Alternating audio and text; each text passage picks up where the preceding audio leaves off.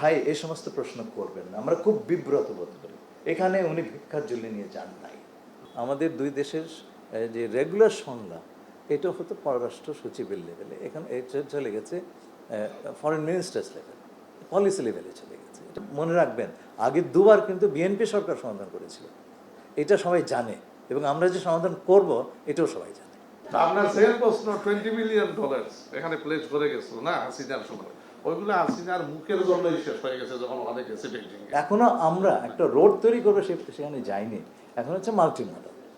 যে মায়ানমারে যে সমস্ত বন্দর চীন ব্যবহার করছে সেগুলোর থেকে বাংলাদেশের ছোট জাহাজে বা লাইটার এসে আমরা বাংলাদেশে আনতে পারি কিনা, তাহলে এই যে time to market and cost to market অনেক কমে যায়। প্রতি সপ্তাহে সর্বোচ্চবার বিকাশ পেমেন্টে 50 জন হবেন পেমেন্ট চ্যাম্পিয়ন। জিতে নিন টিভি সহ আকর্ষণীয় সব প্রাইজ। আমি বলছিলাম যে আমরা যারা ডিপ্লোম্যাট বা কূটনীতিবিদ একটা মিটিংয়ে যখন যাই, আমাদের কাউন্টারপার্ট কারা বসছেন সেটা দেখলে আমরা মিটিংটার অন্য আমাদের অপরপক্ষ কী গুরুত্ব দিচ্ছেন সেটা আমরা বুঝতে পারি। চায়নার কিন্তু জিডিপি হচ্ছে $21 ট্রিলিয়ন, তার ফরেন রিজার্ভ $3.5 ট্রিলিয়ন, প্রত্যেক বছর তার ট্রেড হচ্ছে, এবং তার প্রত্যেক বছর trade surplus $1 trillion. Try to imagine the size of the economy and the amount of surplus they have, right? বৃহত্তম সারপ্লাসের একটা দেশ, আর আমরা কিন্তু ডেফিসিটে। সেইখানে বসেছিলেন জনাব শি জিনপিংয়ের সঙ্গে, অফকোর্স ফরেন মিনিস্টার, কিন্তু সেই সঙ্গে ছিলেন finance minister, commerce minister and the governor of the central bank. তাতেই বুঝতে পারছেন, এবং এরা এত বড় একটা ইকোনমি চালান, তা আপনি বুঝতে পারছেন যে এতটুকু সময়, ঘণ্টাখানেক সময় তারা আমাদেরকে দিয়েছেন সম্মিলিতভাবে। সুতরাং এই ভিজিটের সিগনিফিকেন্স আপনি শুধু এগুলো দেখলে বুঝবেন যে আগের ভিজিটগুলোর তুলনায় এটা কমপ্লিটলি একটা ডিফারেন্ট ভিজিট। করিডোর, আমাদের বিডার চেয়ারম্যান বললেন যে আমরা এখানেকে চায়নাকে একটা ইকোনমিক জোন আমরা অ্যাপ্রুভ করেছি, চুক্তিটা হয়ে গেছে। আপনি তখনই ইন্ডাস্ট্রি অ্যাট্রাক্ট করতে পারবেন যদি আপনার কম্পিটিটিভ অ্যাডভান্টেজ থাকে, সেটা কস্টের উপর নির্ভর করছে, এবং কস্ট আবার নির্ভর করছে লজিস্টিক্সের উপরে। আপনার যদি চীনের এক পয়েন্ট থেকে আরেক পয়েন্টে বাংলাদেশে আনতে যদি 7 দিন সময় লাগে, তাহলে পরে cost becomes higher, time lot of time is spend. Time to market and cost to market are two very important considerations. এখন কুনমিংয়ের সঙ্গে চায়নার মিয়ানমারের একাধিক বন্দরের সঙ্গে যোগাযোগ আছে। আপনার ইয়াঙ্গন কিংবা আরাকানে চকফু, এটা বানান লেখা কে দিয়ে, এটা উচ্চারণ হচ্ছে চকফু, আপনারা মনে রাখবেন, চকফু বন্দর। এটার সঙ্গে বাংলাদেশের মাল্টি মডেল যোগাযোগ করা খুবই সম্ভব, কারণ তারা সেইখানে কুনমিংয়ের সঙ্গে তাদের একটা সড়ক স্থলপথে যোগাযোগ আছে। আপনারা যদি এই পথটা আমরা যদি ব্যবহার করতে পারি, এবং চীনের যে অর্থনৈতিক অঞ্চল আছে বাংলাদেশে আমরা তৈরি করার সুযোগ দিয়েছি, সেখানে যদি কাঁচামাল বা পণ্য ইত্যাদি আমদানি রপ্তানি করতে পারি, সময়, time to market and cost, খরচ অনেক অনেক কমে যাবে, এবং আপনার কম্পারেটিভ অ্যাডভান্টেজ অনেক বাড়বে। সেই কারণে আপনি ইনভেস্টমেন্ট অনেক বেশি অ্যাট্রাক্ট করতে পারবেন। This is the simple proposition. সারা পৃথিবীতে বিভিন্ন ধরনের ট্রান্সপোর্ট করিডোর আছে। তো আপনি ইউরোপে দেখবেন, আমেরিকাতে দেখবেন, এশিয়াতেও দেখবেন, চায়নার সঙ্গে সাউথ ইস্ট এশিয়া, চায়নার সঙ্গে অন্যান্য দেশে, সেন্ট্রাল এশিয়া। তো এগুলোর প্রধান উদ্দেশ্য হচ্ছে যোগাযোগ দ্রুত এবং কম খরচে বৃদ্ধি করা। তো এইটার প্রপোজিশন হচ্ছে তাই। না, এটা আমরা এক্সপ্লোর করছি, সিদ্ধান্ত তো অনেক পরের কথা, এটা আমরা এক্সপ্লোর করছি। আমাদের ইকোনমিক জোন ডেভেলপড হবে, ফ্যাক্টরি হবে, সেই পাশাপাশি আমরা লজিস্টিক্সটাও দেখব। এগুলি তো সমন্বিত হবে। So a very interesting idea has been floated, both sides will look at it. এবং এটার প্রধান জিনিসটাই হচ্ছে আমরা পরিবহন খরচ এবং পরিবহন সময় কতটুকু হ্রাস করতে পারি, এবং বাংলাদেশের প্রতিযোগিতামূলক সক্ষমতা কতটুকু বাড়তে পারে। দ্বিতীয় প্রশ্নটা হচ্ছে গত বছরের ভিজিটের সঙ্গে এই বছরের ভিজিটের আমরা তুলনা গতবার ভিজিটে কিন্তু আমি ছিলাম এবং খুব গভীরভাবেই ছিলাম। আচ্ছা, এই বছরে তার সেইটা যে কোনো একটা ভিজিটে আমরা যে সাফল্যগুলি অর্জন করি, পরের সফরটাতে আমরা তার উপর বিল করতে পারি। এবারের ডিফারেন্সটা হচ্ছে যে অন্তর্বর্তী সরকার নির্বাচিত সরকার ছিলেন না এবং তার টাইম হরাইজন ছিল খুব স্বল্প, 1.5 বছর। ইনফ্যাক্ট গত চায়না ভিজিটের সময় আমাদের হাতে সময় ছিল 11 মাস। আপনার মনে রাখবেন, একটা দেশের সঙ্গে আরেকটা দেশের সম্পর্ক 11 মাস অত্যন্ত অল্প একটা সময়। এইবার কিন্তু আমরা 5 বছর এবং তার বাইরে তাকিয়েছি। আমি বেইজিংয়ের দ্বিপাক্ষিক সফরে বেশ কয়েকটি উল্লেখযোগ্য কথা আপনাদেরকে জানিয়েছি, যেটা গত সফরে ছিল না। যেমন আমাদের পার্টনারশিপের প্রকৃতি, এটা আগে ছিল কম্প্রিহেন্সিভ স্ট্রাকচারাল কোঅপারেশন পার্টনারশিপ, ওই ধরনের একটা নাম ছিল। এখন সেটা হয়ে আগে ছিল কম্প্রিহেন্সিভ স্ট্র্যাটেজিক কোঅপারেটিভ পার্টনারশিপ। আচ্ছা, এখন সেটা থেকে আমরা কমিউনিটি অফ শেয়ার্ড ফিউচারে চলে গেছি, যেটা তার সবচাইতে ওপরে, এবং তারা এটা গ্রহণ করেছে।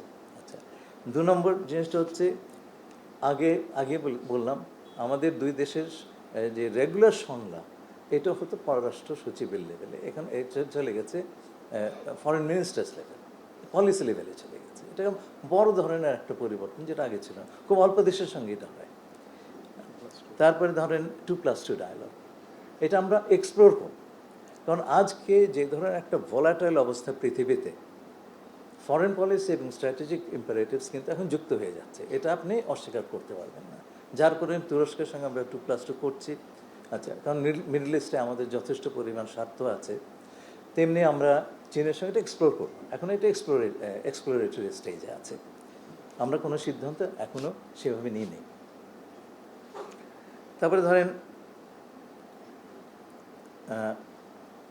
মংলা বন্দরের এবং সম্প্রসারণ, ইকোনমিক জোনের যে ইমপ্লিমেন্টেশন, 18 মাসের ভিতরে প্রথম ফ্যাক্টরি তারা তৈরি এখানে বসিয়ে দেবে, আচ্ছা, দ্রুততার সঙ্গে। তার মানে জিনিসগুলো ঘটছে, যেটা আমাদের গত বছরে যেটা একটা স্বপ্ন ছিল, এটা এখন বাস্তবের দিকে যাচ্ছে এবং অত্যন্ত বড়ভাবে যাচ্ছে।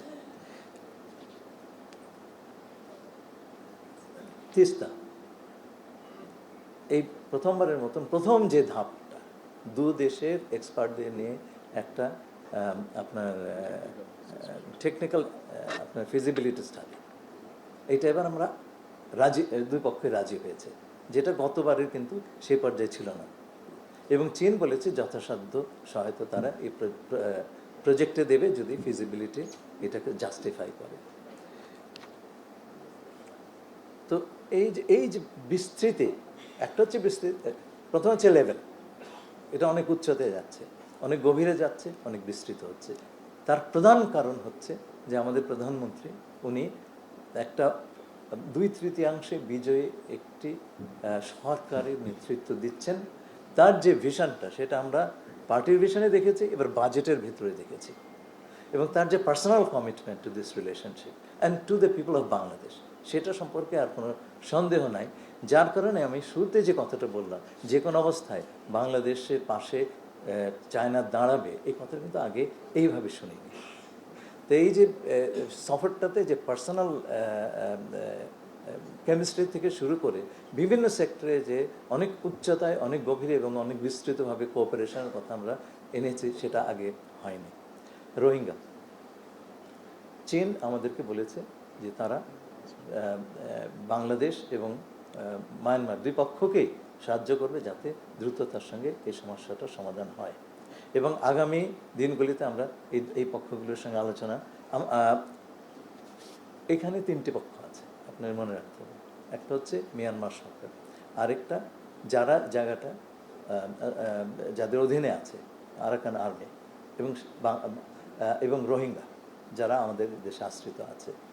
এবং আমাকে যখন মাননীয় প্রধানমন্ত্রী পররাষ্ট্রমন্ত্রী হিসেবে নিয়োগ দান করেন, মায়ানমারের পররাষ্ট্রমন্ত্রী এবং আরাকান আর্মির প্রধান দুজনেই আমাকে অভিনন্দন বার্তা পাঠিয়েছেন।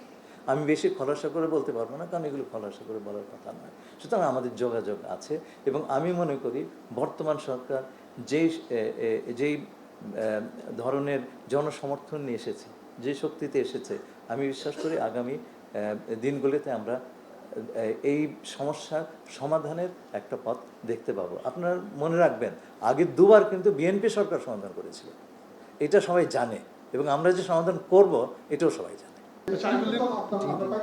হ্যাঁ, ঠিক আছে, ওইগুলো লজিস্টিক্যাল, উইল অ্যাড্রেস দ্যাট। আর সেকেন্ডলি আপনার সেকেন্ড প্রশ্ন অংশ ছিল about this 20 billion investment. Xi Jinping আসছিলেন, হাসিনাকে মানে স্বৈরাচার হাসিনার সময় আসছিলেন সি জিনপিং, হ্যাঁ, তো ওইটা ওখানেই শেষ হয়ে গেছে যাওয়ার পথে। Press briefing, it is the press briefing of the ministry of foreign affairs. So let me answer and finish and then you come to your question. হ্যাঁ, বাট না উঠে দেন, আপনার বলছি আমরা 3টা নিব, এর জায়গায় 4টা নিছি, তো উঠবো না থেকে বসবো নি জানে। আপনার সেকেন্ড প্রশ্ন, $20 বিলিয়ন এখানে প্লেস করে গেছিল না হাসিনার সময়, ওইগুলো হাসিনার মুখের জন্যই শেষ হয়ে গেছে যখন ওখানে গেছে বিল্ডিংয়ে। মানে এক জানছে দে আর ডিলিং একটা বেইমানের সাথে এবং একটা স্বৈরাচারের সাথে, যা তার দেশের মানুষের কাছে কোনো গ্রহণযোগ্যতা নাই। একটা জিনিস আজকে আপনাদেরকে বড় গলায় বলতে পারি এখানে দাঁড়িয়ে, এখানে বসিয়ে দাঁড়িয়ে, যে honourable prime minister Tarique Rahman প্রত্যেকটা লিডার আপনার, উনি এইটা লন্ডনে থাকালীন সময় যারা মিট করছে ওনাকে, এবং আজকে প্রধানমন্ত্রী হিসাবে বাংলাদেশের যারা অন্যান্য হেড অফ গভর্নমেন্ট বলেন, হেড অফ স্টেট, ওনার সাথে দেখা হচ্ছে, নিশ্চিতভাবে একটি জিনিস ডেফিনেটলি বিশ্বাস করে, এটা সৎ ভালো মানুষ, এটা বলে যায়, যা বলেন উনি তা করেন দেশের জন্য, এবং is a man of integrity. এর জন্যই কিন্তু উনার নিজস্ব political charisma and commitment and the fact that he stands for the people of his country, এবং মানুষের ইন্টারেস্ট নিয়ে কথা বলেন, ওইটাই উনার মানে রেসপেক্ট এবং ওয়ার্ল্ড ওয়াইড ট্রেমেন্ডাসলি প্রোভাইড করতেছে। So that is the difference between Tarique Rahman and others you have seen perhaps in the last, particularly মানে under the Hasina regime. আচ্ছা, আপনি নগদ প্রাপ্তির কথা বললেন, ভাই এই সমস্ত প্রশ্ন করবেন না, আমরা খুব বিব্রত বোধ করি।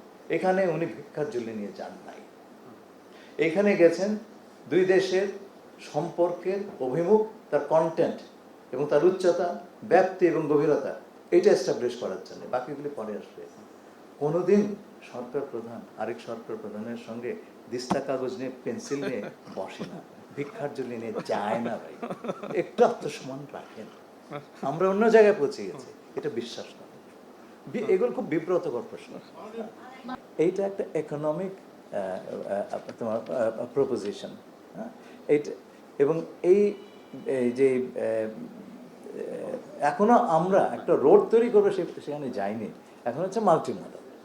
যে মায়ানমারে যে সমস্ত বন্দর চীন ব্যবহার করছে, সেগুলোর থেকে বাংলাদেশের ছোট জাহাজে বা লাইটার এসে আমরা বাংলাদেশে আনতে পারি কিনা, তাহলে এই যে time to market and cost to market অনেক কমে যাচ্ছে।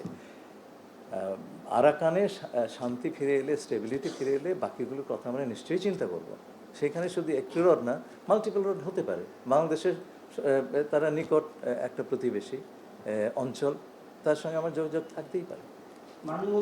আমি একটু ভিজিট দিয়ে বলবো আপনারা হয়ে গেছে ভাই।